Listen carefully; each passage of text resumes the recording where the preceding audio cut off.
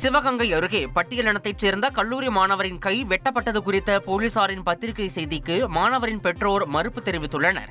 மேலப்பிடாவூர் கிராமத்தைச் சேர்ந்த மாணவர் ஐயாசாமியின் கை வெட்டப்பட்டதாகவும் வீடு சூறையாடப்பட்டதாகவும் மிகைப்படுத்தப்பட்டுள்ளதாக போலீசார் பத்திரிகை வாயிலாக செய்தி வெளியிட்டனர். ஆனால் அதற்கு மறுப்பு தெரிவித்த மாணவரின் பெற்றோர் புல்லட் ஓட்டிச் சென்றதால் தான் தனது மகனை வெட்டியதாகவும் பிற சமூகத்தைச் சேர்ந்தவர்கள்தான் தங்கள் வீட்டை அடித்து நொறுக்கியதாகவும் தெரிவித்தனர்.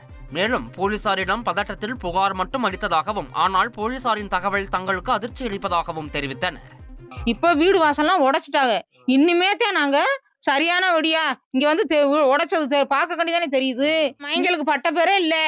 ஏன் மையன் யாரையும் பட்ட பேரும் கூப்பிட மாட்டேன். இந்த ஊரை பொறுத்த அளவுக்கு நீங்க விசாரிங்க. நீங்க சரியான வழி கேட்டு கொடுக்கலைன்னா நாங்க ரோட்லயே மருந்து குடிச்சிட்டு எங்க குடும்பம் 2 குடும்பமும் செத்து போயிருவோம். நாங்க நீ வாழ முடியாது.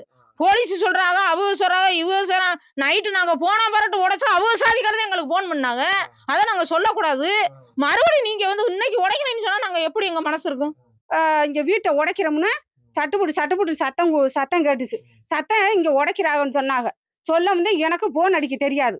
அப்ப எங்க மாமா கிட்ட இந்த மாதிரி ஒருத்தர் சொல்லி வீடை பூரா உடைக்கிறாங்க, நீங்க போன் அடிங்கன்னு சொல்லி அவங்களுக்கு போன் அடிச்சு பேசும்போது அங்க இருந்து போலீஸோட வரும்போது பூரா உடைச்சு போட்டு இங்க கொஞ்ச நேரம் உட்காந்து இருந்துட்டு போயிட்டாங்க.